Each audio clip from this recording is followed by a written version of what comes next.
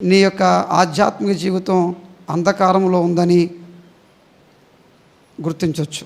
దేవుని విషయంలో ఎలాంటి తీర్మానం తీసుకున్నారు? ఇటు లోకంలో మీరు కలిగి ఉన్న చదివితే కుదరదు. నేను ఉదయం లేచిన రాత్రి పడుకున్న దాకా ఏం చేయాలి? కష్టపడాలి. ఇప్పుడు నా ఆశ, నా కోరిక ఆయన ప్రసన్నతను అనుభవించడం, దేవుని వాక్యం యొక్క సమృద్ధి కనపడి ఈ సంవత్సరం ప్రభువా నా ద్వారా ఒక 5 మందిని రక్షణ తీసుకురాగలిగే భాగ్యం నాకు ఈ ప్రభువా. ఇది నెంబరింగ్ కాదు, ఇది నా ఆశ ప్రభువా. ఈ సంవత్సరం అంతా నేను పాపం విషయంలో, చెడు విషయంలో ప్రక్షాళన చేపడుతూ బతుకుతాను ప్రభువా. బైబిల్ గ్రంథంలో కొంతమంది దేవుడితో కొనసాగుతున్నప్పుడు వారు వ్యక్తపరిచిన కొన్ని తీర్మానాలని, వారు వెల్లడి చేసిన కొన్ని తీర్మానాలని ఈ ఉదయం కొంత మనం ఆలోచన చేద్దాం. ఒకవేళ 2026 సంవత్సరంలో దేవుని విషయంలో నువ్వంటూ ఒక తీర్మానం తీసుకోకుండా వస్తే మటుకు నీ యొక్క ఆధ్యాత్మిక జీవితం అంధకారంలో ఉందని గుర్తించవచ్చు.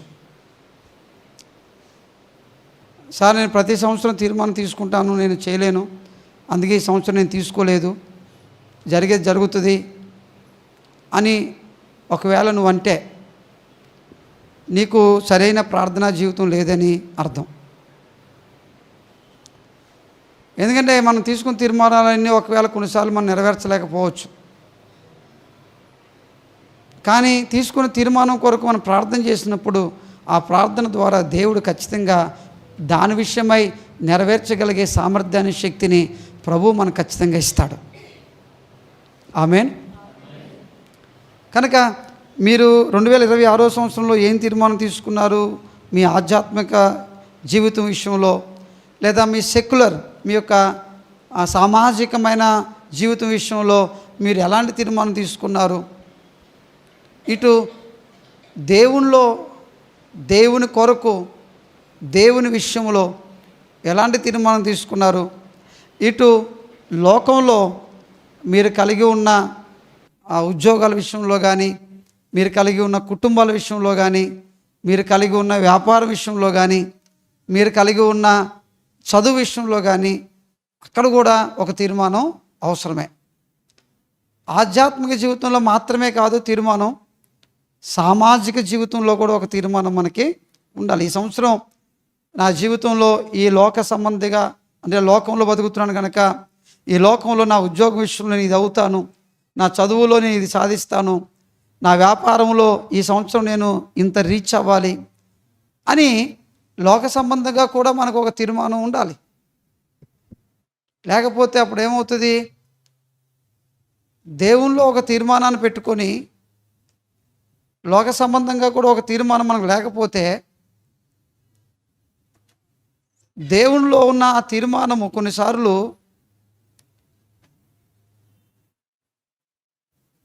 నీలోని పరిపూర్ణమైన ఒక క్లారిటీ, పరిపూర్ణమైన ఒక స్పష్టత రాకుండా, స్పష్టత లేని, క్లారిటీ లేని ఒక వ్యక్తిగా బ్రతికేస్తూ ఉంటాం. అంటే ఏమంటానంటే, పొలంలో మనం దున్ని దానికి నీరు పెడుతున్నప్పుడు దాంట్లో ఒక పంట వేయాలి అనే ఒక ఉద్దేశంతో దాన్ని దున్ని దానికి నీరు పెడతా ఉంటాం మనం. ఇప్పుడు దానికి నీరు పెడుతున్నప్పుడు ఆ పొలంలో పైరు, నారు మనం నారు వేసినప్పుడు ఆ వేయబడ్డ నారుకి కావలసిన సంరక్షణ అంతా కూడా ఆ పంట పూర్తయ్యే వరకు ఆ రైతు తీసుకుంటూ ఉంటాడు.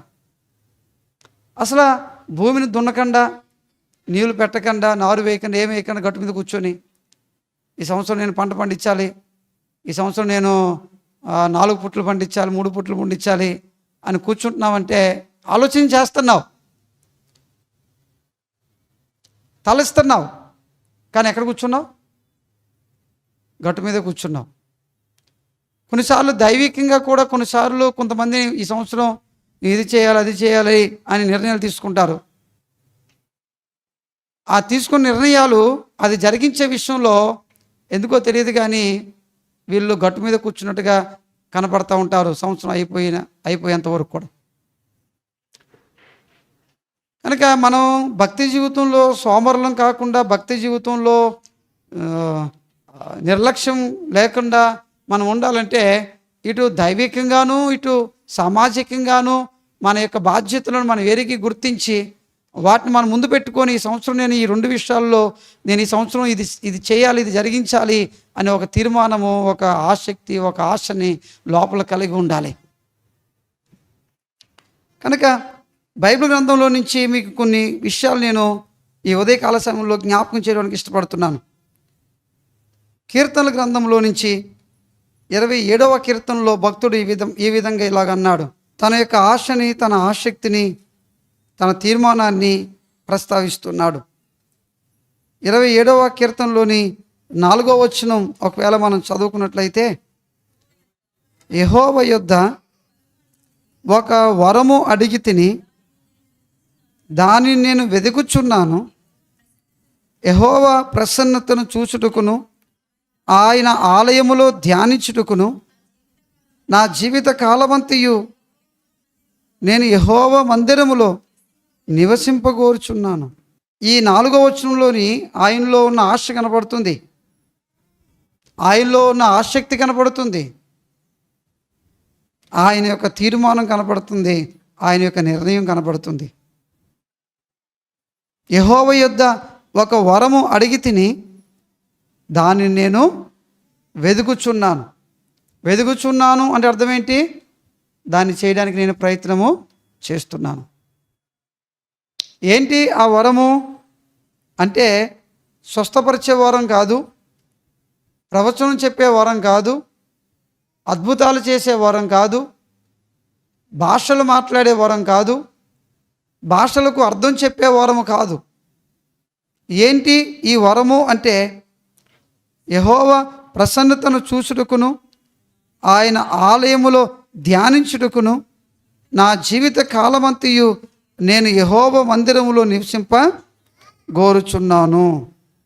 ఈ వచనములోని ఒక 3 అర్థాలతో కూడిన భావం మనం చూడగలుగుతాం. అంటే తన తీర్మానములోని, తన నిర్ణయములోని, తన ఆశలోని ఒక 3 ప్రాముఖ్యమైన విషయాలు ఈ వచనంలో తను చెప్పకనే మనకి చెబుతూ ఉన్నాడు. అందులో మొదటి సంగతి ఏంటంటే యెహోవా ప్రసన్నతను చూచుటకు,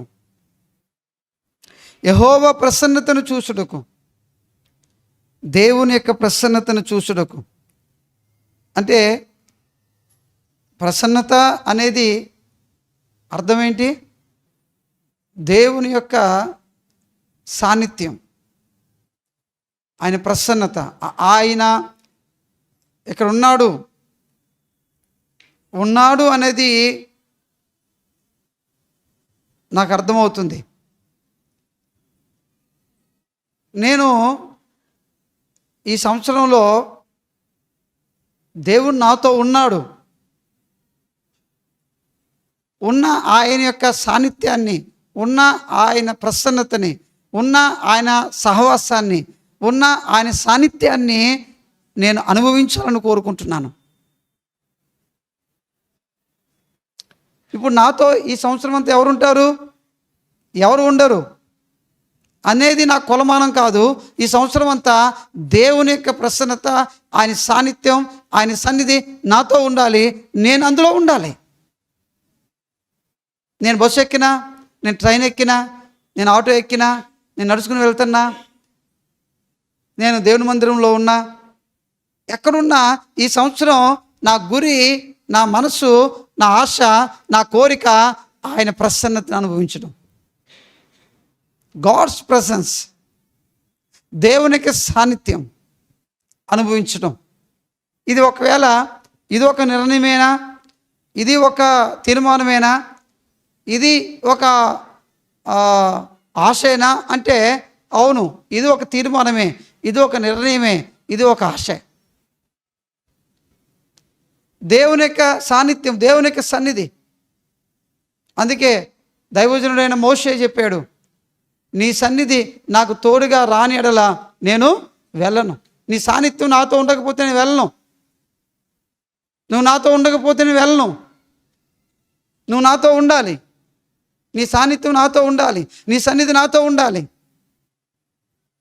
కనుక ఈ 2026వ సంవత్సరంలోని మన ఆధ్యాత్మిక జీవితంలో, మన ఆత్మీయ జీవితంలోని మనం ఎక్కడున్నా, ఏ స్థలంలో ఉన్నా, ఏ ప్రదేశంలో ఉన్నా, ఎవరితో ఉన్నా, ఏ జనాంగంతో ఉన్నా, ఎక్కడ పని చేస్తున్నా, ఎక్కడ ఉద్యోగం చేస్తున్నా, ఎక్కడ మనం చదువుతున్నా, ఎక్కడ మనం నివసిస్తున్నా, మనతో పాటు దేవుని యొక్క సన్నిధి, దేవుని యొక్క సాన్నిధ్యాన్ని అనుభవించాలి. దేవునికి స్తోత్రం కలుగును గాక. హల్లెలూయా. అనుభవించాలి. మనతో ఆ ప్రజెన్స్ ఉందనే సంగతి. God's presence is coming with us. దేవుని సన్నిధి మనతో పాటు వస్తుందనే సంగతి, దేవునికి సన్నిధి మనతో పాటు ఉందనే సంగతిని ప్రజలు చూడాలి. మొదట అది మనం ఎక్స్పీరియన్స్ చేయాలి, మనం అనుభవించాలి. కనుక ఆయన ప్రసన్నత చూసుటకు, ఆయన మందిరములో, ఆయన సముఖంలో, ఆయన సాన్నిధ్యంలో ఆయన ప్రసన్నత చూసుటకు. కనుక ఒక దైవజనుడు ఉన్నాడు. ఆ దైవజనుడు కారు డ్రైవింగ్ చేస్తున్నప్పుడు ముందు సీట్లో ఎవరిని కూర్చోబెట్టుకోడంట. ఈవెన్ తన వైఫ్ను కూడా ముందు సీట్లో కూర్చోబెట్టుకోడంట. అడిగారంట, ఏమయ్యా, ముందు ఫ్రంట్ సీట్లో కనీసం నీ భార్యని కానీ పిల్లలను కానీ ఎవరిని కూర్చోబెట్టుకోకుండా అలా ఎలాగెళ్తావు నువ్వని. ఆయన అన్నాడంట, మరి అది ఒకవేళ మనకి వెరితనంగా ఉండొచ్చు, పిచ్చిగా ఉండొచ్చు, కానీ ఆయన అన్నాడంట, నా పక్కన ఎప్పుడు నా దేవుడు కూర్చుంటాడు, అందుకని నా సీట్ నా దేవుడు కేటాయించేసాను అని చెప్పాడంట. దేవునికి స్తోత్రం. పక్కన ఎవరు కూర్చుంటారంట అంటే అంటే తన యొక్క ఆలోచన ఏంటంటే, నాతో నా భార్య ఉందా, నాతో నా పిల్లలు ఉన్నారా, నాతో నా బంధువులు ఉన్నారా, నాతో నా రక్త సంబంధికులు ఉన్నారా అన్నది కాదు, నాతో నా దేవుడు ఉన్నాడా, నాతో నా దేవుడు ఉన్నాడా, నా ప్రభువు ఉన్నాడా అన్నది తన యొక్క మైండ్లోని తను ఫిక్స్ అయిపోయాడు. దాన్ని భౌతికంగా ఒకవేళ అలాగను తను చూపించాడు. ఒకవేళ భౌతికంగా అలా చెప్తున్నప్పుడు కొంత హాస్యాస్పదంగానే కనిపిస్తుందేమో, కానీ తన లోపల, హృదయం లోపల లోతైన భావం ఏంటంటే, నాతో పాటు నా దేవునికి సన్నిధి ఉంది, నా దేవునికి సాన్నిధ్యం ఉంది.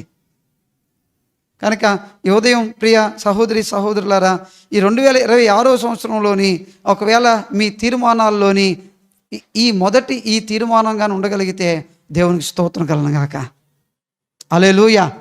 ఇది లేకుండా ఇంకెన్నో ఉపయోగం లేదు.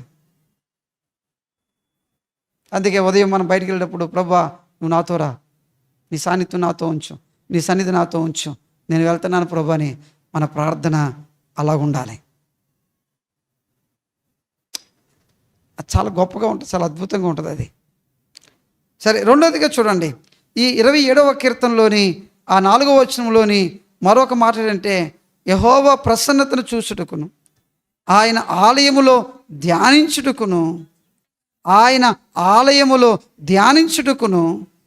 ఇక్కడ ఆయన ఆలయములో ధ్యానించుటకు, దేన్ని ధ్యానించాలి,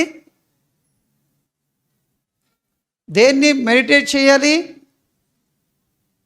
మీకు పాత నిబంధనలోని ఆది కాండంలోని ఒక వ్యక్తిని మీకు పరిచయం చేస్తాను. ఈ వ్యక్తి గురించి మీరు చెప్పండి.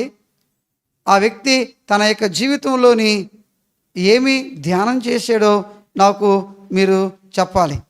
ఆది కాండం 24వ అధ్యాయంలోని ఒక వ్యక్తి గురించి ఏ విధంగా రాసు ఉంది. ఆది కాండం 24వ అధ్యాయములోని దేవుని యొక్క వాక్యములో ఏ విధంగా రాసి ఉంది. ఈ విధమైన మాట రాయబడి ఉంది. 62వ వచనం మనం చూసినట్లయితే, 62వ వచనంలో మనం చూసినట్లయితే, ఇస్సాకు బేయేర్ లాహోయిరోయి మార్గమున వచ్చి దక్షిణ దేశమందు కాపురముండెను. సాయంకాలమున ఇస్సాకు పొలములో ధ్యానింప బయలువెళ్ళి కన్నులెత్తి చూసినప్పుడు ఒంటెలు వచ్చుచుండెను. ఇక్కడ ఇస్సాకు బేయర్ లాహోయి రోయి మార్గమును వచ్చి దక్షిణ దేశమందు కాపురం ఉండెను. సాయంకాలమున ఇస్సాకు పొలములో ధ్యానింప బయలువెళ్ళి అని ఉంది. సాయంకాలమున ఇస్సాకు పొలములో ధ్యానింప బయలువెళ్ళి అని ఉంది. ఇస్సాకు సాయంకాలం పొలంలో దేని ధ్యానం చేస్తున్నాడు?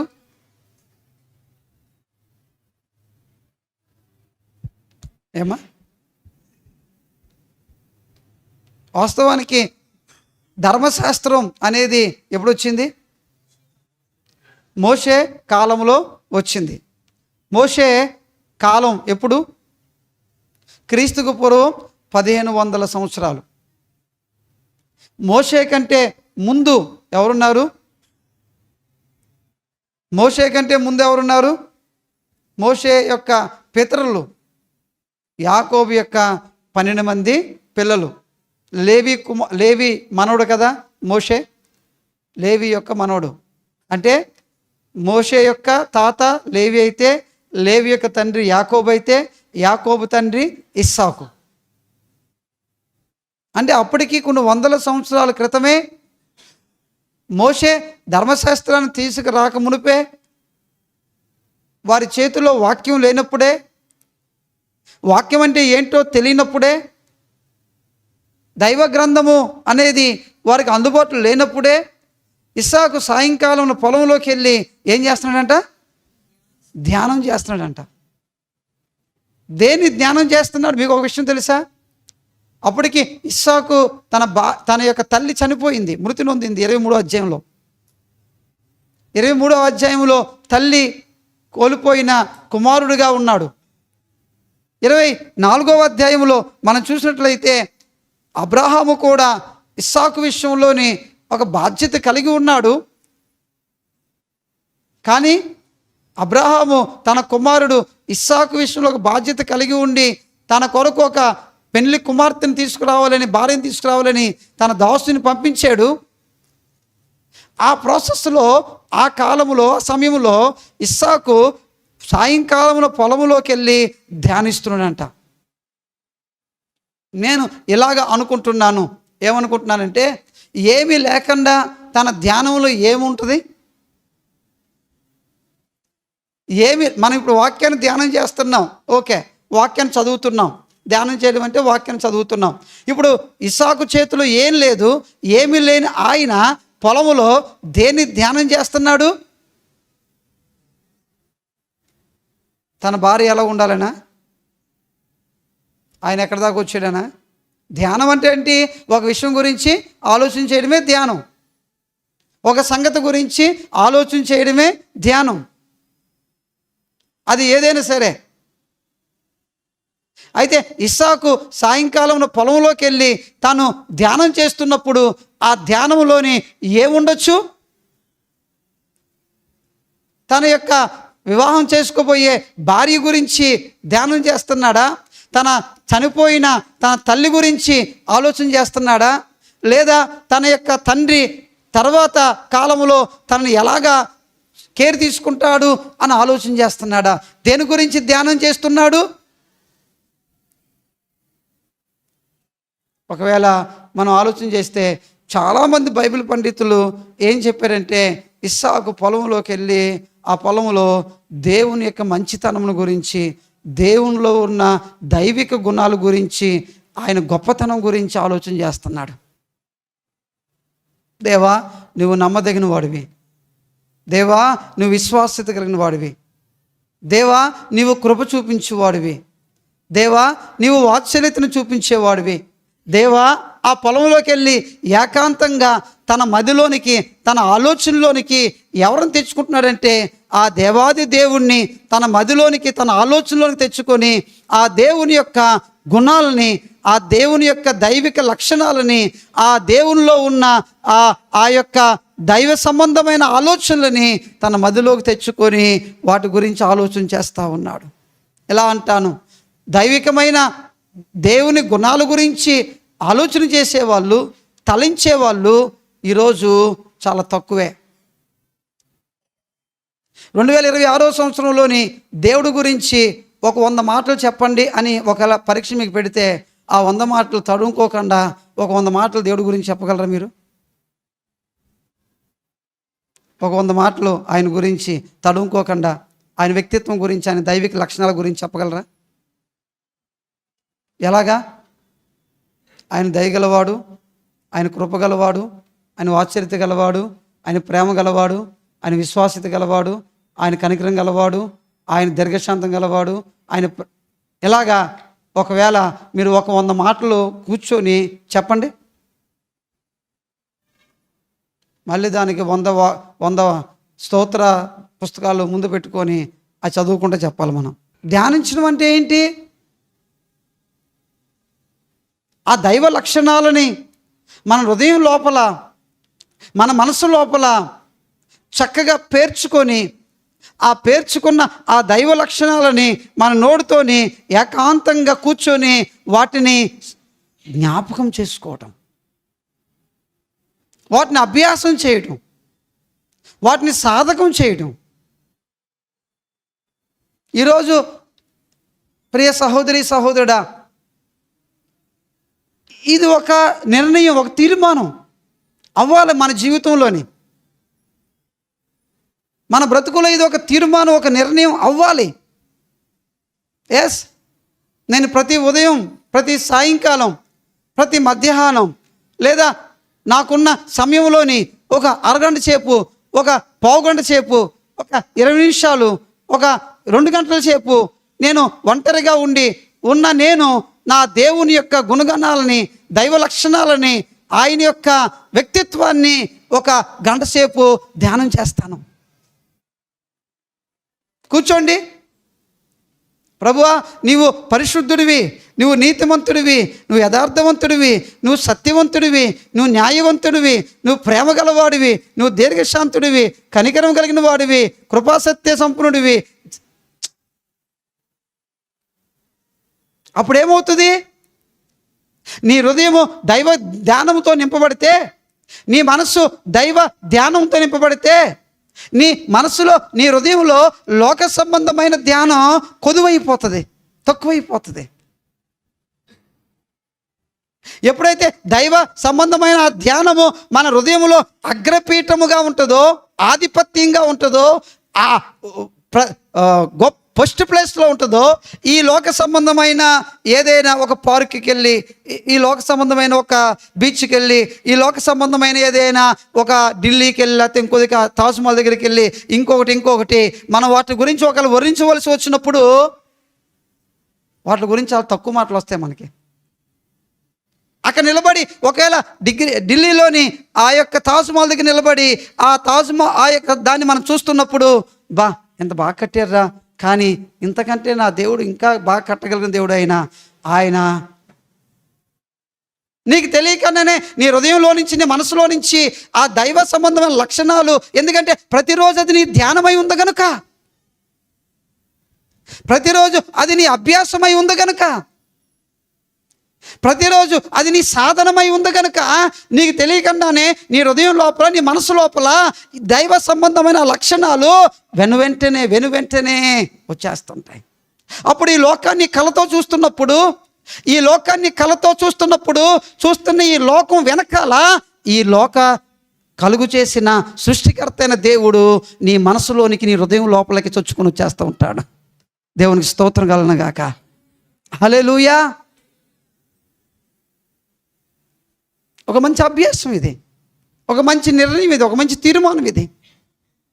కనుక ఒకవేళ ఇస్సాకు దేవుని సన్నిధిలో ఒకవేళ కూర్చొని తన యొక్క జీవితంలో, తన కుటుంబంలోని తన పరిస్థితులు అన్నిటిని జ్ఞాపకం చేసుకుంటున్న ఆ స్థలములో, ఆ సమయంలోని ఇస్సాకు యొక్క మది నిండా, ఇస్సాకు యొక్క హృదయం నిండా తన దేవుడు యెహోవా, తన తండ్రి దేవుడు యెహోవా, ఆయన గురించిన ఆ ఆలోచనలతోని హృదయాన్ని నింపివేసుకుంటున్నాడు. ఎంత మంచి తీర్మానం ఇది. నీ ఆలయంలో నేను ధ్యానించినప్పుడు, ఇప్పుడు ఇస్సాకుకి అవకాశం లేదు కానీ దావీదుకి అవకాశం ఉంది. ఎందుకంటే దావీదు కాలం నాటికి వాళ్ళ చేతుల్లోకి ఏమొచ్చేసింది? ధర్మశాస్త్రం వచ్చేసింది. ధర్మశాస్త్రం వచ్చేసింది, దేవుని వాక్యం వచ్చేసింది. ఆ వాక్యమై ఉన్న దేవుడు మన కాలములో శరీరధారికి లోకంలోకి వచ్చేసాడు. దేవునికి స్తోత్రం కలుగును గాక. హల్లెలూయా. అందుకేనేమో ఆ వాక్యం గురించి దావీదు రాసినంతగా ఇంకెవరు రాయలేదు. పాత నిబంధనలోని దావీదు ఆ వాక్యం గురించి, ఆ వాక్యాన్ని రాసింది మోషే అయితే, ఆ వాక్యము కొరకై ఎలా బ్రతకాలో తెలియపరిచిన వాడు దావీదు. ఆ వాక్యం కొరకు ఎలా జీవించాలో తెలియపరిచిన వాడు దావీదు. పాత నిబంధనలో దావీదు ఆ రోల్ తీసుకుంటే, కొత్త నిబంధనలోకి వచ్చేటప్పటికి అపోస్తలుడైన పౌలు ఆ రోల్ తీసుకున్నాడు. అందుకే 119వ కీర్తన చూడండి. 119వ కీర్తన మీరంతా చదవండి కావాలంటే కూర్చొని. 119వ కీర్తనలోని ప్రతి వచనము దేంతో ముడిపడి ఉంటుందంటే, ప్రతి వచనము దేంతో అనుసంధానించబడి ఉంటుందంటే, 119వ కీర్తనలోని ప్రతి వచనము కూడా దేంతో ముడిపడి ఉంటుంది, అనుసంధానం చేయబడి ఉంటుందంటే వాక్యము, వాక్యము, వాక్యము, వాక్యము. ఈ యొక్క 119వ కీర్తన మనం బాగా స్టడీ చేయగలిగితే, చదవగలిగితే, చదివే ఈ 119వ కీర్తనలోని తను ఆ వాక్యం పట్ల ఎంత డిజైర్ కలిగి ఉన్నాడో, ఆ వాక్యం పట్ల ఎంత ఆశ కలిగి ఉన్నాడో, ఆ వాక్యం పట్ల ఎలాంటి ఆతృత కలిగి ఉన్నాడో అన్నది 119వ కీర్తన మనకి చదివితే బాగా అర్థమవుతుంది. చూడండి, 119వ కీర్తనలోని ఒక వచనం నేను మీకు జ్ఞాపకం చేసి ముందుకు వెళ్తాను. 119వ కీర్తనలోని తాను చెబుతూ ఈ మాటను ఇలాగూ అన్నాడు. 119వ కీర్తన 156వ కీర్తన 156వ వచనం ఒకసారి చూడండి. యెహోవా, నీ కనికరములు మితిలేనివి, నీ న్యాయ విధులను బట్టి నన్ను బ్రతికింపుము. నన్ను తరుమువారును నా విరోధులను అనేకులు అయినను నీ న్యాయ శాసనముల నుండి నేను తొలగకయున్నాను. నన్ను తరుమువారును నా విరోధులను అనేకులు అయినను నీ న్యాయ శాసనముల నుండి నేను తొలగకయున్నాను. అంటే అర్థం ఏంటి? ఏ పరిస్థితిలో వాక్యాన్ని జ్ఞాపకం చేసుకుంటున్నాడు? నన్ను తరుమువారును నా విరోధులను అనేకులు అంటే స్థిమితంగా ఉన్న సమయం అది, నెమ్మదిగా ఉన్న సమయం అది. నా విరోధులు నన్ను ఏం చేస్తున్నారు? తరుముతున్నారు. నా విరోధులు చేతిలో నేను చిక్కకుండా పరిగెడుతున్నాను. అయితే నేను ఏం చేస్తున్నానంటే నీ శాసనముల నుండి నేను తొలగకయున్నాను. మరి నన్ను తరుమువారు అనేకులున్నారు, నాకు విరోధులు అనేకులున్నారు, కానీ వారి మధ్యలోని నీ వాక్య ధ్యానాన్ని నేను మర్చిపోవటం లేదు. నీ వాక్య ధ్యానాన్ని నేను అలక్ష్యం చేయటం లేదు. ప్రియమైన దేవుని బిడ్డలారా, స్థిమితం లేనప్పుడు, సమాధానం లేనప్పుడు, నెమ్మది లేనప్పుడు, పరిగెడుతున్నప్పుడు ఎటువైపు శత్రువు వస్తాడో, ఎటువైపు విరోధి వస్తాడో, ఎటువైపు తను తరుమువాడు వస్తాడో తనకి తెలియనప్పుడు ఆ టైంలో కూడా తాను దేని మీద మనసు పెట్టున్నాడు? వాక్యం, వాక్యం, వాక్యం. కానీ ఈరోజు దేవుడు తినడానికి 5,000 లోపలికి పంపిస్తున్నాడు మనకి. పడుకోవడానికి, స్థిమితంగా పడుకోవడానికి మంచి బెడ్లు ఇచ్చాడు, మంచి పరుపులు ఇచ్చాడు, మంచి ఏసీలు ఇచ్చాడు, మంచి ఫ్యాన్లు ఇచ్చాడు, మంచి బెడ్రూమ్లు ఇచ్చాడు. కానీ దేవుని వాక్యం దగ్గరకు వచ్చేటప్పటికి ఎందుకో తెలీదు, 2 మాటలు చదివేసి మూసేసి స్తోత్రం ప్రభువా అని చెప్పేసి పరిగెడుతున్నాం. నిన్ను తరిమేవి ఏమీ లేకపోయినా నీ అంతటి నువ్వే నీ జీవితాన్ని తరుముకుంటున్నావు. ఎక్కడ కూర్చోకుండా? వాక్యం దగ్గర కూర్చోకుండా. నీ చేతులారా నువ్వే నీ జీవితాన్ని తరుముకుంటున్నావు. ఆ పని ఉంది, ఈ పని ఉంది, అక్కడికి వెళ్ళాలి, వాళ్ళని కలవాలి, వీళ్ళతో మాట్లాడాలి, లేకపోతే ఫోన్లో ఆ పనికిమాల రీల్స్ అని కూర్చోవడం. ఏమైనా అనుకోండి, ఒక మాట చెప్తాను. వాక్య ధ్యానం అనేది ఈరోజు క్రైస్తవ సమాజంలోని తగ్గిపోతున్న ఒక అంశంగా అనిపిస్తుంది నాకు. ఆ వాక్యములో ఉన్న దైవ సంగతులను ధ్యానించడం, ఆ వాక్యములో ఉన్న దైవ ఆలోచనలను నెమరవేసుకోవడం, ఆ వాక్యములో ఉన్న దైవ సంబంధమైన తలంపులను పుణికిపుచ్చుకోవడం. ఈరోజు అభ్యాసం అనేది ఎందుకో తగ్గిపోతుంది. ఇంకొక మాట ఆయన ఇలాగంటాడు చూడండి. ఇంకొక మాట ఇలాగంటాడు. తాను చెబుతూ ఈ మాటను ఇలాగున చెప్పాడు. 141వ వచనంలో మనం చూసినట్లయితే 141వ వచనం చూస్తే, నేను అల్పుడను నిరాకరింపబడిన వాడును అయినను నీ ఉపదేశములను నేను మరువను. ఓ ప్రైజ్ గాడ్. నేను ఎవరిని? అల్పుడను. 141వ వచనం, నేను అల్పుడను, నేనేమవుతున్నాను? నిరాకరింపబడుతున్నాను. కనుక ఇప్పుడు నేనేం చేయాలి? నేను పెద్దోడిని అవ్వాలంటే ఇప్పుడు బైబిల్ పట్టుకుంటే కుదరదు, వాకింగ్ చదివితే కుదరదు. నేను ఉదయం లేచిన రాత్రి పడుకున్న దాకా ఏం చేయాలి? కష్టపడాలి. ఇప్పుడు నేను అల్పుడిని, నేను నిరాకరింపబడుతున్నాను. మా ఇంట్లో నన్ను ఎవరు పెద్ద పట్టించుకుంటలేదు, మా ఇంట్లో నన్ను ఎవరు కేర్ చేయట్లేదు. అయితే నేనేంటో వాళ్ళకి ఇప్పుడు చూపించాలి. అసలు నా సత్తా ఏంటో వాళ్ళకి చూపించాలి. అసలు నాకేముందో వాళ్ళకి చూపించాలి. అందుకని ఉదయం లేచిన తర్వాత రాత్రి అంతా ఏం చేస్తున్నారు? వీళ్ళు తాము ఏంటో చూపించుకోవడానికి తాము చేయవలసిన పని బయటికి వెళ్ళి చేస్తున్నారు. కానీ భక్తుడు అంటున్నాడు, అయినను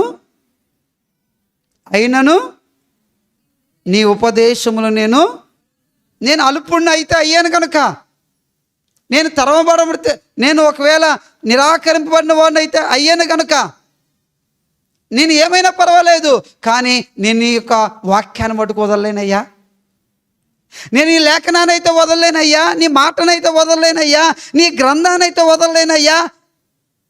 నా ధ్యానం నీ మాట మీదే, నా ధ్యానం నీ వాక్యం మీదే, నా ధ్యానం నీ లేఖనం శాసనం మీదే. నన్ను తరుమువారు నా విరోధులు అనేకులు ఉన్నప్పుడు నీ వాక్యాన్ని వదలలేదు. నేను నిరాకరించబడ్డప్పుడు నీ వాక్యాన్ని వదలలేదు. జీవితంలో నెగిటివ్ వైపు చెప్తున్నాడా, పాజిటివ్ వైపు చెప్తున్నాడా? తన జీవితంలోని నిరాశలో ఉండి చెప్తున్నాడా, అన్ని కలిగి ఉండి చెప్తున్నాడా? తన జీవితంలోని అన్ని అననుకూలంగా తన బ్రతుకు ఉన్నప్పుడు చెప్తున్నాడా, అన్ని అనుకూలంగా ఉన్నప్పుడు చెప్తున్నాడా?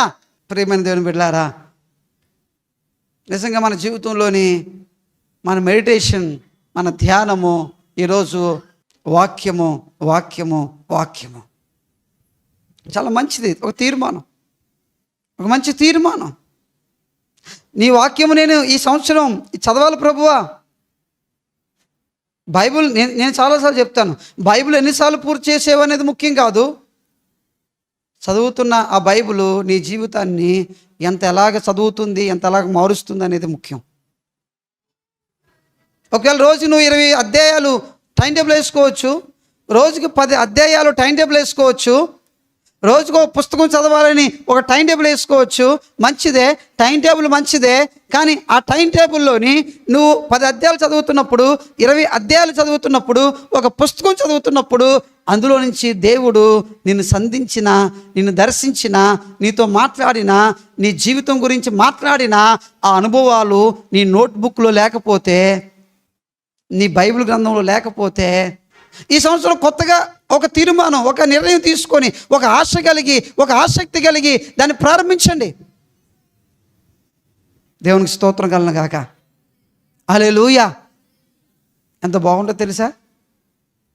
సంఘం ఎంత బాగుంటుందో తెలుసా? కుటుంబాలు ఎంత బాగుంటాయో తెలుసా? మన ద్వారా సమాజం ఎంత బాగుంటుందో తెలుసా? అందుకే అపోస్తులైన పౌలు చూడండి, అపోస్తులైన పౌలు కొలస్సీయులకు రాసిన పత్రికలోని ఈ మాట ఇలాగ అన్నాడు. కొలస్సీయులకు రాసిన పత్రికలో అపోస్తులైన పౌలు ఈ మాటను చెప్పాడు.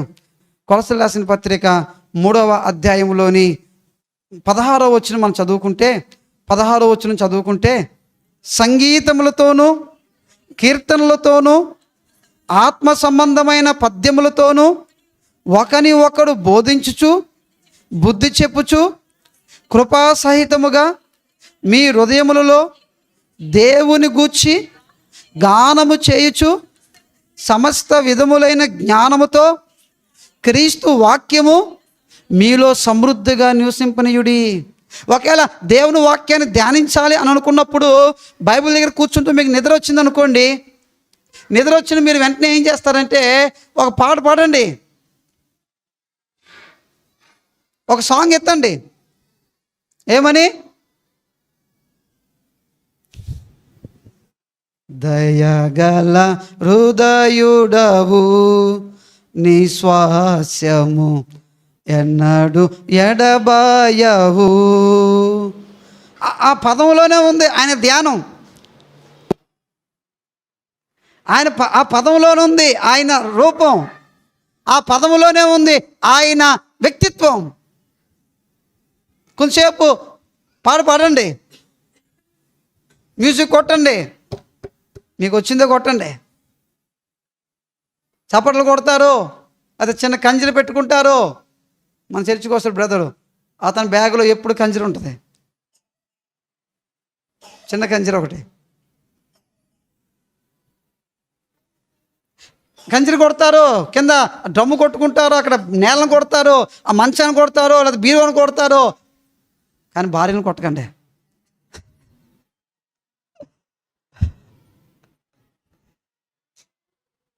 మీరు కూడా భర్తను కొట్టకండి.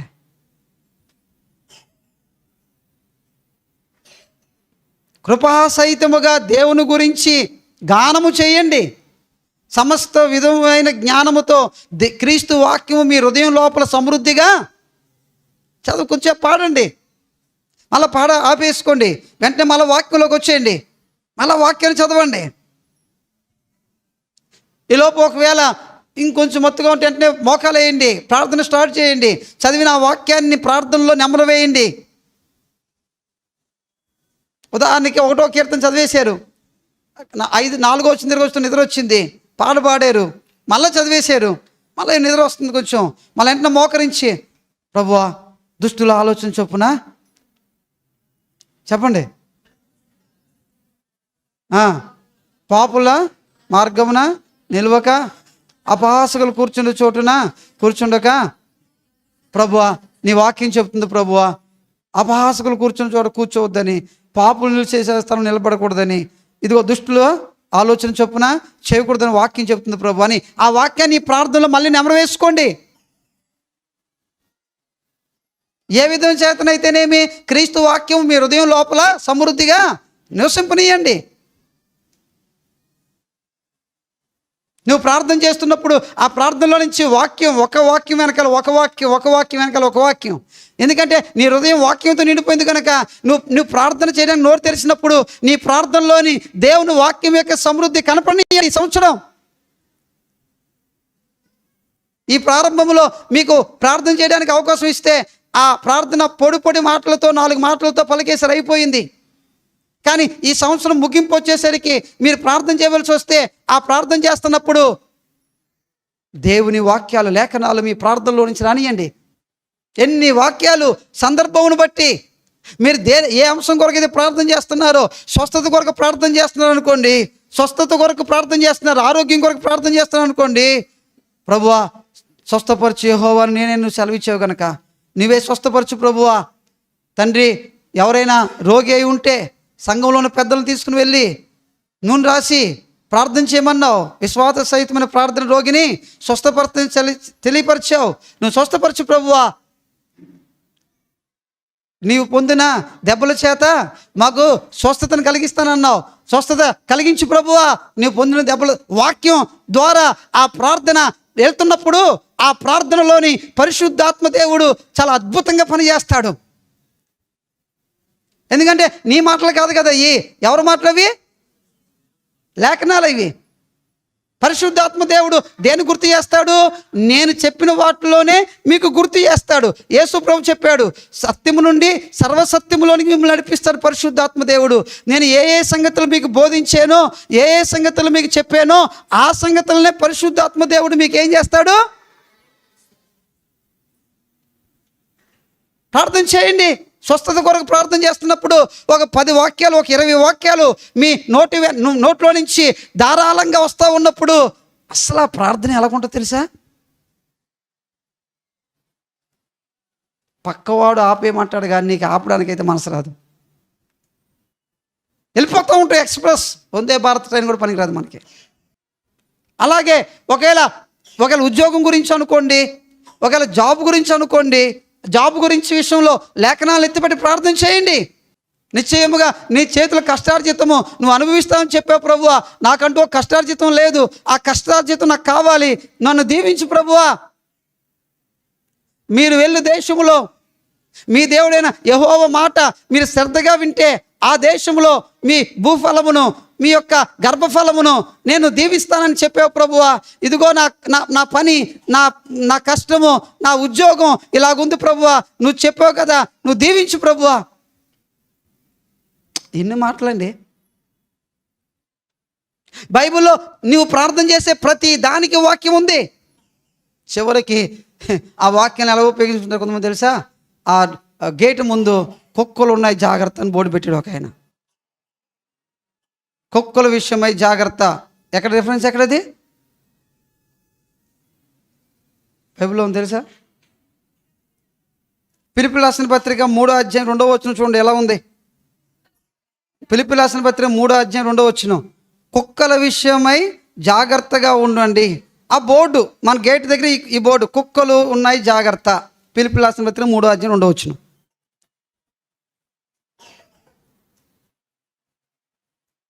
ఫిలిప్పీయులకు రాసిన పత్రిక 3వ అధ్యాయం 2వ వచనం. మీకు కొంతమంది బైబిల్లో ఆ వచనాన్ని కోట్ చేసుకొని ఆ సందర్భాన్ని బట్టి అక్కడ పెడేస్తారు. ఆ చెప్పుల స్టాండ్ దగ్గర ఒక వాక్యం, ఏంటది? చెప్పుల స్టాండ్ దగ్గర ఒక వాక్యం.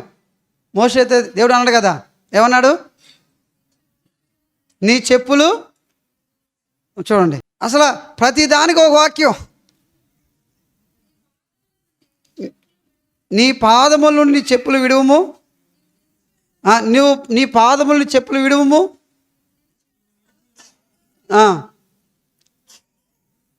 చెప్పులకు ఒక వాక్యం. చివరికి మనం మోషన్కి వెళ్తాం కదా, దానికి కూడా ద్వితీయోపదేశ కాండంలో ఒక వాక్యం ఉంది. మీరు పాలము వెలుపులకు వెళ్ళి ఒకవేళ మీరు పరిశుభ్రంగా ఉండాలి, పవిత్రంగా ఉండాలి. మీ పాలములో మీ దేవుడైన యెహోవా సంచరిస్తున్నాడు కనుక మీ పాలములో అపవిత్రమైనది ఏది ఉండకూడదు. కనుక వాక్యము బయట రకరకాలుగా వాడుకుంటున్నారు, కానీ మన ప్రార్థనలో మనం ఎందుకు వాడుకోకూడదు? మనం ప్రార్థన చేస్తున్నప్పుడు ఆ వాక్యం యొక్క సమృద్ధి చేత ఆ వచనాలు ఎందుకు మనం పలకూడదు? ఆ వచనాల ద్వారా, ఆ ప్రార్థన ద్వారా మన భక్తిని, మన ఆత్మీయ జీవితాన్ని ఒక స్థాయి నుంచి మరొక స్థాయికి ఎందుకు తీసుకెళ్ళకూడదు? చాలా అద్భుతమైన విషయం ఇది. కనుక ప్రియమైన దేవుని బిడ్డలారా, నేను అల్పుడును, నిరాకరింపబడిన వాడినను అయినను నీ శాసనములు నేను మరువలేదు. నన్ను తరుముతున్నారు, నాకు విరోధులైన వారు అనేకులు ఉన్నారు, అయినను నీ వాక్యం నేను మరువలేదు. ఏ విధమైన చేతనైతేనేమి దేవుని వాక్యాన్ని మీ హృదయం లోపల సమృద్ధిగా నివసింపనీయండి. రెండో మాట అది. మొదటి మాట ఏం చెప్పాను? నీ ప్రసన్నతను చూచుటకు, నీ ప్రసన్నతను చూచుటకు, నీ సాన్నిధ్యం, నీ సన్నిధి నేను అనుభవించాలి. రెండోది ఆయన ఏం చేయాలంట? ధ్యానించాలి. మూడవదిగా చూడండి ఏమన్నాడు? ఏమమ్మా? మూడవదిగా చదవండి. నా జీవిత కాలమంతయు యెహోవా మందిరములో నివసింపగోరుచున్నాను. నా జీవిత కాలమంతయు యెహోవా మందిరములో నివసింపగోరుచున్నాను. Living in the temple of God. దేవుని మందిరమును అట్టి పెట్టుకుని ఉండే జీవితం. Care of address. మన కేర్ ఆఫ్ అడ్రస్ ఎక్కడంటే దేవుని మందిరమే. మందిరంలో ఆయనకి ఏం పని అండి? మందిరంలో ఏం చేస్తాడండి ఆయన? ఎప్పుడు చూసినా దేవుని మందిరంలో ఉన్నానంటాడు, ఎప్పుడు చూసినా చర్చిలో ఉన్నానంటాడు, ఎప్పుడు ఫోన్ చేసినా చర్చిలో అంటాడు. చర్చిలో ఏం చేస్తాడు ఆయన?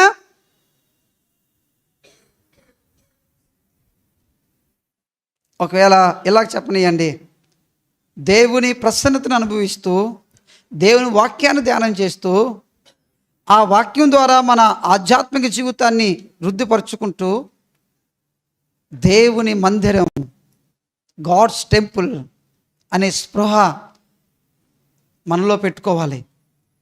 ఎందుకంటే ఈ కడవరి దినాల్లో, చివరి దినాల్లో దేవుడు ఈ భూమి మీద దేవుని సంఘమును తయారు చేసే ఆ గొప్ప వర్క్, ఆ గొప్ప పని ఎక్కడ దేవుడు అనుమతించాడంటే దేవుని మందిరంలోనే అనుమతించాడు, దేవుని సంఘములోనే అనుమతించాడు. అది దేవుడు రాకడ కొరకు తన వధువును సిద్ధపరచుకునే, తన పెండ్లి కుమార్తెను సిద్ధపరచుకునే ఆ ప్రాసెస్, ఆ వర్క్, ఆ పని ఎక్కడంటే దేవుని మందిరంలోనే దేవుడు అనుమతించాడు. కనుక ఇప్పుడు దేవుని మందిరాన్ని అంటిపెట్టుకొని ఉండడం ద్వారా, దేవుని మందిరాన్ని అంటిపెట్టుకొని ఉండడం ద్వారా ఈ మందిరములో, ఈ సంఘములో, ఈ పరిచర్యలో నువ్వు ఏమవుతావంటే ఏదైనా ఒక పని నీ ద్వారా జరిగించడానికి దేవుడు ఇష్టపడతా ఉంటాడు. ఏదైనా ఒక పని నీ ద్వారా జరిగించడానికి దేవుడు ఇష్టపడతా ఉంటాడు. దేవుడు ఈ మందిరములో నుంచి నిన్ను నన్ను వాడుకోవాలని ఇష్టపడుతూ ఉంటాడు, ఉపయోగించుకోవాలని ఇష్టపడతా ఉంటాడు. నిన్ను నన్ను తన యొక్క మందిరములోని ఏదైనా ఒక పరిచర్యకి, సేవకి మలుచుకోవాలని అనుకుంటా ఉంటాడు ఆయన. కనుక నేను దేవుని మందిరములో ఉండడం, సమూయేలు దేవుని మందిరములో ఉండడం, ఆ మందిరములో పడుకోవడం, ఆ మందిరములో ఆ దీపం ఆరక మునుపు సేవ చేయడం సమూయేలు యొక్క జీవితాన్ని చాలా ప్రభావితం చేసింది. యాజకుడే సమూయేలు, యాజక లేవి గోత్రానికి సంబంధించిన వాడే. కానీ సమూయేలు యొక్క జీవితం మందిరముతో అనుసంధానం చేయబడ్డ తర్వాత సమూయేలు యొక్క జీవితం చాలా అద్భుతంగా, నేను ఎలా అంటాను, మందిరముతో అనుసంధానం చేయబడ్డ ప్రతి వ్యక్తి జీవితం వర్ధిల్లుతుందని నేను చెప్పలేను. ఎందుకంటే ఆ మందిరములో అనుసంధానం చేయబడ్డ ఏలీ కుమారులు కూడా ఉన్నారు. ఏలీ ఇద్దరు కుమారులు కూడా ఆ మందిరములోనే ఉన్నారు. కానీ ఉన్న వారిద్దరూ వర్ధిల్లలేదు, సమూయేలు మాత్రమే వర్ధిల్లేడు అక్కడ.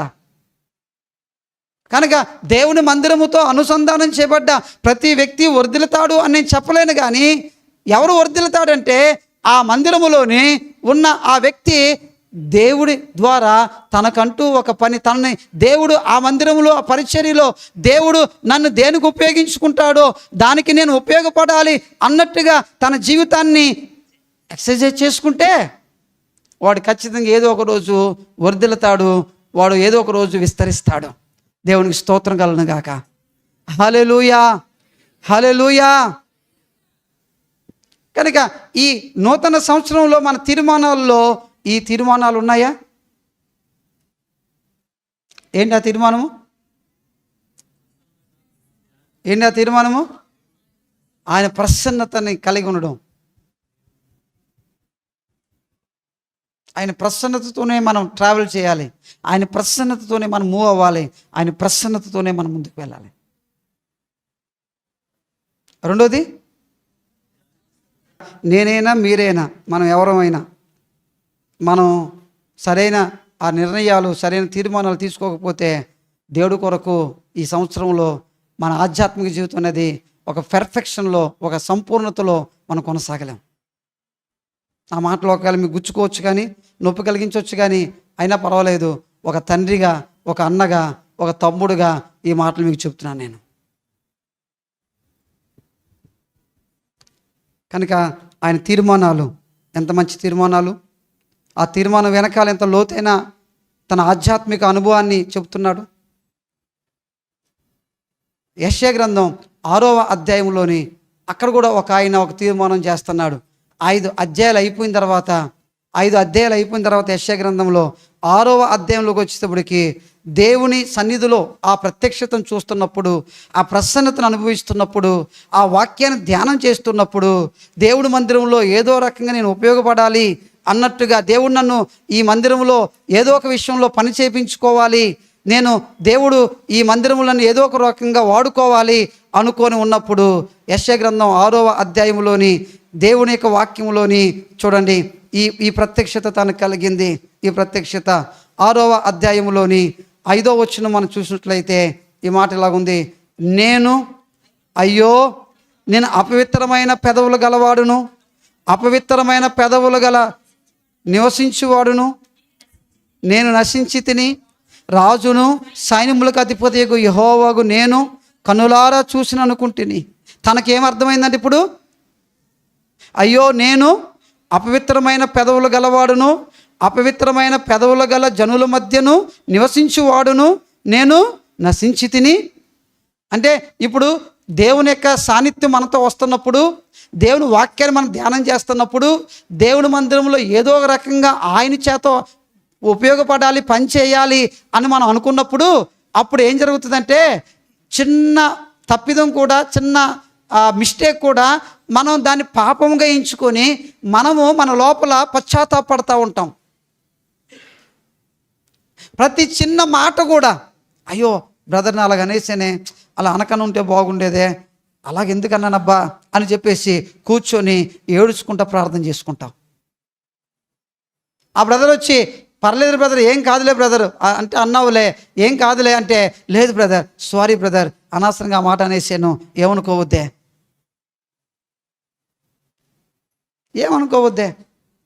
సర్వేపల్లి రాధాకృష్ణ ఒక ఉపాధ్యాయుడు, ఒక టీచర్. ఆయన పిల్లలు సరిగ్గా హోంవర్క్ చేయకపోతే, చదవకపోతే కొట్టి తర్వాత తన రూమ్లోకి వెళ్ళి ఏడ్చేవాడంట, అనవసరంగా ఈ పిల్లలను కొట్టానని. వాడు హోంవర్క్ చేయలేదు, కొట్టాడు. వాడు అల్లరి చేస్తున్నాడు, కొట్టాడు.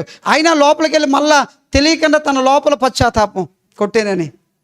ఒక లోక సంబంధం వ్యక్తికే అలాగుంటే నిజంగా దేవుని సాన్నిధ్యాన్ని, దేవుని వాక్యాన్ని, ఆయన మందిరములో, ఆయన సంఘములో, ఆయన సహవాసంలో ఒక పనిని మన ద్వారా దేవుడు జరిపించుకుంటున్నప్పుడు ప్రతి చిన్న విషయంలో మనకేం కలగాలి? ఏం రావాలి? రిపెంటెన్స్ రావాలి, పశ్చాత్తాపం రావాలి. ప్రభువా, ఈ సంవత్సరంలోని నా హృదయంలో, నా మనసులో, నా మాటల్లో, నా చూపుల్లో, నా ఆలోచనలో ఒకవేళ ఏ సాన్నిధ్యం కలిగి ఉన్నానో, ఏ వాక్యాన్ని ధ్యానం చేస్తున్నానో, ఏ పని అయితే నువ్వు నా చేత చేపించుకుంటున్నావో, నేను ఈ తీర్మానాలు తీసుకొని నడుస్తూ ఉండగా ఒకవేళ నా నోటి ద్వారా, నా చూపు ద్వారా, నా ఆలోచనల ద్వారా, నా తలంపుల ద్వారా ఎక్కడైనా ఏదైనా మిస్టేక్ చేస్తే, తప్పు చేస్తే, ప్రభువా వెంటనే అక్కడికక్కడే ఆ తప్పుని, ఆ పాపాన్ని, ఆ తప్పిదాన్ని నా లోపల సంపూర్ణంగా ప్రక్షాళన చేయ ప్రభువా. ఇదొక మంచి తీర్మానమే.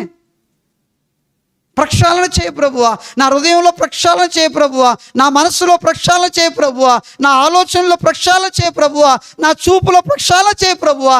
ఈ సంవత్సరం అంతా నేను పాపం విషయంలో, చెడు విషయంలో ప్రక్షాళన చేయబడుతూ బతుకుతాను ప్రభువా. చాలా అద్భుతమైన తీర్మానం. తర్వాత ఆ ప్రక్షాళన చేయబడుతున్నప్పుడు, ఆ పాపం విషయంలో, చెడుతన విషయంలో ప్రక్షాళన చేయబడుతున్నప్పుడు, అలా ప్రక్షాళన చేయబడగలిగే ఆ మనసు మనలో ఉన్నప్పుడు, పాపం ఎంత దగ్గరగా మన దగ్గరికి వచ్చినా, ఆ పాపం వలన వచ్చిన దాస్యత్వం మన జీవితాల్లో రాదండి, ఉండదు. ఎందుకంటే ఎప్పటికప్పుడు ప్రభు దగ్గర మన పాపం విషయంలో ఏం చేసుకుంటున్నాం? మనం ప్రక్షాళన చేస్తున్నాం. గుణపం వేసి దాన్ని పొడి చేసి తవ్వేసి సంపూర్ణంగా వేర్లతో పాటు దాన్ని ఏం చేస్తున్నామంటే పెరికేసుకుంటున్నాం కనుక, తీసివేసేసుకుంటున్నాం కనుక అది ఇక మన హృదయం లోపల మొలకెత్తదు. అలా కాకుండా పైన కొమ్మలు కట్ చేసుకుంటూ ఉంటే లోపల వేరున్నంత కాలం అది మళ్ళీ తిరిగి ఏమవుతూ ఉంటుంది? అది పెరుగుతూనే ఉంటుంది. నువ్వు పైన కొమ్మలు కాదు కట్ చేయవలసింది, హృదయం లోపల ఉన్న వేరుల్ని పెరికి బయటికి తీసేస్తే ఆ పాపము ఒకవేళ వచ్చినా అది అలా తాకి వెళ్ళిపోతుంది, కానీ స్థిర నివాసాన్ని మన హృదయంలో ఉంచుకోదు. అది దేవునికి స్తోత్రం కలను గాక. హల్లెలూయా. ఎంత మంచి తీర్మానాలు ఇవి. 5 అధ్యాయాలు అయిపోయిన తర్వాత యెషయాకు ఈ తీర్మానం చేస్తున్నాడు. అపవిత్రమైన పెదవులు గలవాడిని ప్రభువా, నన్ను పవిత్రపరచు, నేను అపవిత్రుడు. నేను ప్రియమైన దేవుని బిడ్డలారా, ఇదొక మంచి తీర్మానం మన జీవితాల్లో కలిగి ఉండాలి. సరే, ఇంకొక మాట చెప్పి నేను ముగించేస్తాను రండి. అదే 6వ అధ్యాయంలోని యెషయా ప్రవక్త అంటున్నాడు, ఎప్పుడైతే మన పాపమును గురించి ఆ ప్రక్షాళన, లోతైన ప్రక్షాళన మన లోపల కలుగుతూ ఉంటుందో, కలుగుతున్నప్పుడు వాక్యం చెబుతుంది, ఇలా రాస్తుంది, ఇలా రాయబడి ఉంది. చూడండి 8వ వచనం మనం చూసినట్లయితే, అప్పుడు నేను ఎవరిని పంపెదను, మా నిమిత్తం ఎవడు పోవునని ప్రభువు సెలవీయగా వింటిని. అంతట నేను చిత్తగించుము, నేను ఉన్నాను, నన్ను పంపుమనగా. చిత్తగించుము, నేను ఉన్నాను, నన్ను పంపుమనగా. దేనికి? నశించిపోతున్న ప్రజల దగ్గరికి, నాశనం అయిపోతున్న ప్రజల దగ్గరికి నేను వెళ్తాను ప్రభువా, నన్ను పంపించు. సువార్త కొరకు, దేవుని మాటలు ప్రకటించడం కొరకు, దేవుని సువార్త ప్రకటించడం కొరకు, దేవుని ప్రేమను వెల్లడి చేయడం కొరకు నశించిపోతున్న ఆత్మలు వేల కొలది, లక్షల కొలది, కోట్ల కొలది బయట ఉండగా, వారి కొరకు నా ద్వారా ఈ సంవత్సరంలో ఏదో ఒకటి చేయి ప్రభువా, వారి కొరకు ఈ సంవత్సరం నా ద్వారా ఏదో ఒకటి చేయి ప్రభువా. ఈ సంవత్సరం అయ్యే లోపల ఒక 5 మందినైనా, ఒక 3గురినైనా, ఒక 10 మందినైనా నేను ఈ యొద్దకు తీసుకొచ్చే నేను ఒక తృప్తి నా హృదయంలో మిగిల్చు ప్రభువా. చాలు, ఒక 3గురిని, ఒక 2ని, ఒక 5 మందిని ఈ 12 నెలల కాలంలోని ప్రభువా, నా ద్వారా ఒక 5 మందిని రక్షణ తీసుకురాగలిగే భాగ్యం నాకు ఈ ప్రభువా. ఇది నెంబరింగ్ కాదు, ఇది నా ఆశ ప్రభువా, ఇది నా తీర్మానం ప్రభువా, ఇది నా నిర్ణయం ప్రభువా. ఈ సంవత్సరం దాని కొరకు నన్ను ఏం చేయమంటావు చెప్పు ప్రభు, నేను చేస్తాను. దాని కొరకు ఎలా పని చేయమంటావు చెప్పు, చేస్తాను. దాని కొరకు ఎలా జరిగించమంటావు చెప్పు, చేస్తాను. సంవత్సరం అయ్యే లోపల ఒక 5 మందినైనా, ఒక 10 మందినైనా నేను రక్షణలో నడిపించాలి. పాపం నశించిపోతున్నారు, నిత్య జీవం లేక నరకానికి వెళ్ళిపోతున్నారు, వారిని తీసుకురావాలి. ఒక మంచి తీర్మానం. కనుక మీకు ఎన్ని చెప్పాను? 5 చెప్పాను. ఏంటి చెప్పండి వరుసగా అవి?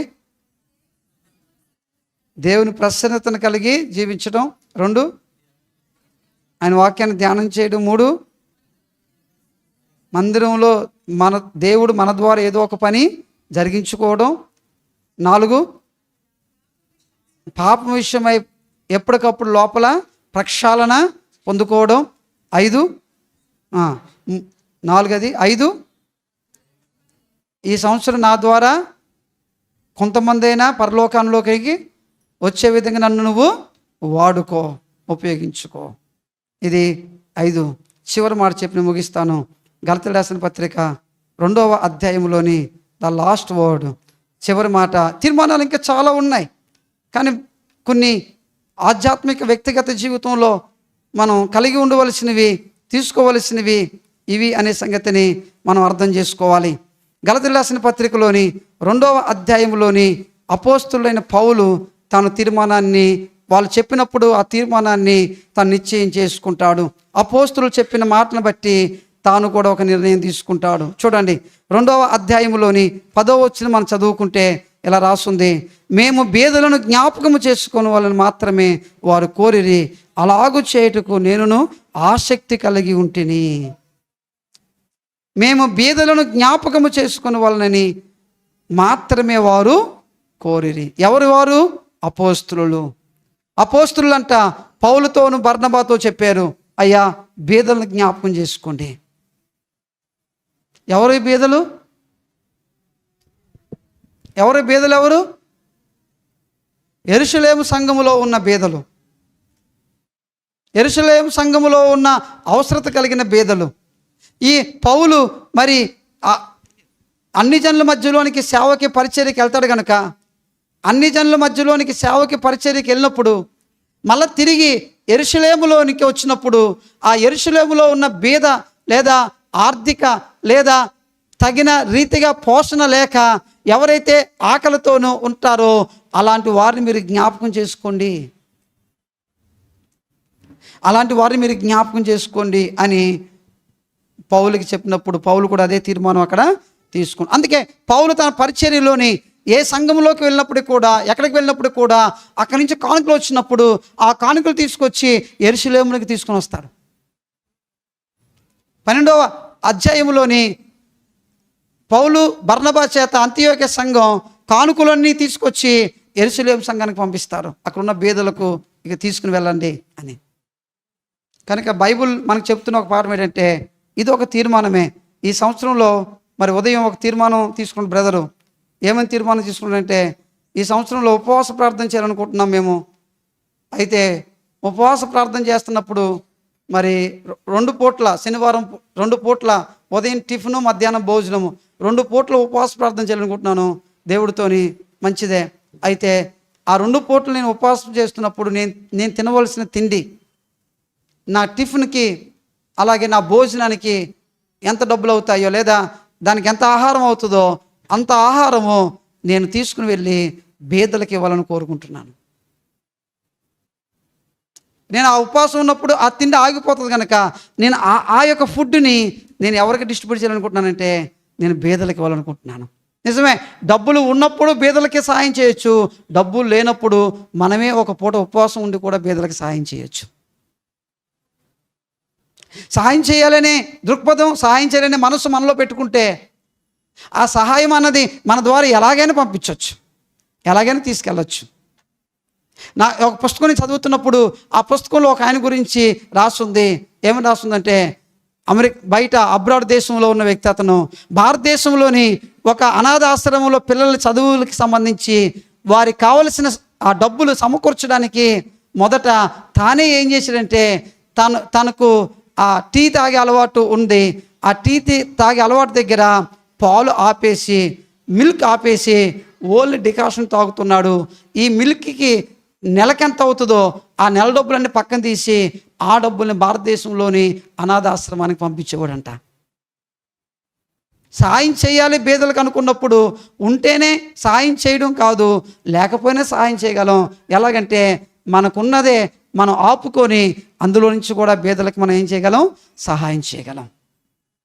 కనుక ప్రియమైన దేవుని బిడ్డలారా, ఇది పాత నిబంధనలో దేవుడు ఇశ్రాయేల్ ప్రజలకు ఇచ్చిన ఒక కట్టడి. ఇది ఖచ్చితంగా మీరున్న దేశంలో బీదలు ఉంటారు, బీదలను మీరు కటాక్షించండి, బీదలను మీరు కనికరించండి. సోషల్ యాక్టివిటీస్ ఒక తీర్మానం. ఈ సంవత్సరం ప్రభువా నేను ఆల్రెడీ ఒక తీర్మానం తీసుకున్నా. ఈ సంవత్సరం చివరిలోని అనసూయ నగరు, పల్లిపాలెము మన ప్రాంతాల్లో అవసరత ఉన్న వారికి చీరలు, దుప్పట్లు మనం పంచిపెడుతున్న అవి ఈ సంవత్సరం నేను చాలా ఒత్తిడిల మధ్యలో నుంచి వచ్చాను. కానీ ఈ 2026 సంవత్సరంలో ప్రభువా నేను ఒత్తిడిలు తగ్గించుకొని నేను ఇప్పటి నుంచే దానికి ప్రిపేర్ అవుతాను. వీలున్నంత వరకు, సాధ్యమైనంత వరకు, నేను చేయగలిగినంత వరకు చేయడానికి ప్రయత్నం చేస్తానని ఒక తీర్మానం తీసుకున్నాను. ఆ రోజు నేను చెయ్యి ఎవరి దగ్గర చాపకూడదు, ఎవరిని అడగకూడదు, వాళ్ళని వాళ్ళు దుప్పట్లు ఇవ్వాలి, చీరలు ఇవ్వాలి అని నా నోట్లో నుంచి మాట రాకూడదు. సంవత్సరం ఉంది కనుక ఈ సంవత్సరానికి ముందు నుంచే నేను నా వ్యక్తిగతంగా దాని కొరకు ఒక నిధిని సమకూర్చుకుంటాను నేనని చెప్పి ఆ నిధిని దాని కొరకు సమకూర్చుకోవడానికి నేను సిద్ధపడుతున్నాను. ఒక తీర్మానం, ఒక మంచి తీర్మానం. ఈ సంవత్సరంలో నీ ఆధ్యాత్మిక జీవితం ఏంటయ్యా అంటే ఒక తీర్మానం. ఈ సంవత్సరంలో నీ భౌతిక సంబంధమైన జీవితం ఏంటయ్యా అంటే ఒక తీర్మానం. ఒక తీర్మానం తీసుకోగలిగితే ఎంత మంచి జీవితాన్ని ఈ సంవత్సరం మనం జీవించగలుగుతాం. తీర్మానం మంచిది అవ్వచ్చు, దాన్ని అనుసరించడం కూడా, దాన్ని కొనసాగించడం కూడా మన జీవితాల్లో కలిగి ఉండడానికి ప్రయత్నం చేద్దాం.